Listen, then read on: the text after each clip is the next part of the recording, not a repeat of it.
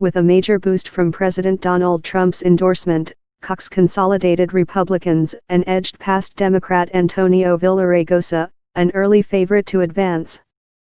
But Cox faces long odds in deeply liberal California, where Republicans are increasingly marginalized in state politics.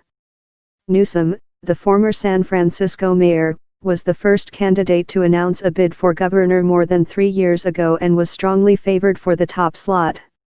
He leaned heavily on his decision in 2004 to issue marriage licenses to same-sex couples in San Francisco, touching off years of debate over gay marriage in California and around the country. In victory, Newsom wasted no time framing the general election as a fight with Trump. "We're engaged in an epic battle, and it looks like voters will have a real choice this November between a governor who is going to stand up against Donald Trump and a foot solider in his war on California," Newsom told cheering supporters at his victory rally in San Francisco's Mission District. Democrats need to gain 23 districts nationally to flip the majority in the House, and a key part of their strategy is expanding their 39-14 advantage in the home state of Democratic leader Nancy Pelosi. The key battlegrounds are 7 districts, mostly in Southern California, where Hillary Clinton defeated then-candidate Donald Trump in the 2016 presidential race, making the districts targets this year. Democrats hope to avoid their nightmare scenario. The vote is split among a crowded field of Democrats and 2 Republicans get the only slots in the November election. U.S. Senator Dianne Feinstein is seeking another 6-year term at age 84 and is expected to cruise into November when her likely opponent will be fellow Democrat Kevin DeLeon, the former state Senate leader. There are 11 unknown Republicans in the race and none was backed by the party.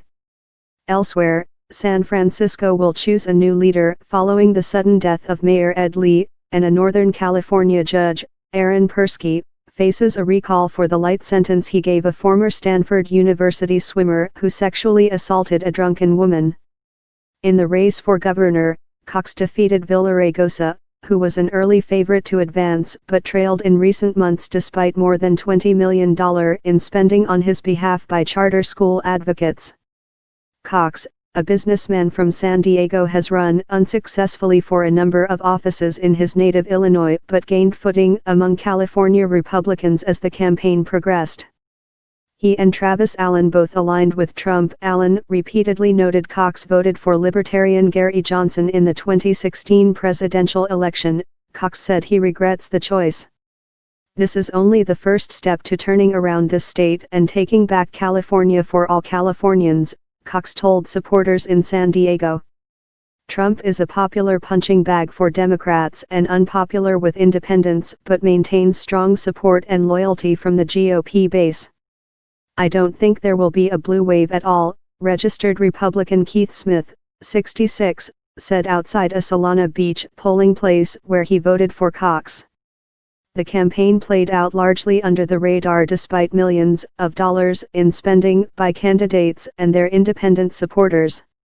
The closing days of the race were marked as much by dueling complaints over that spending as by differences between the candidates, their priorities, and their styles of governing. Sean Spicer, 42, a San Diego resident who works in marketing, said he voted because it's a civic duty, though he doesn't like California's top 2 primary system and said it is showing its shortcomings this year.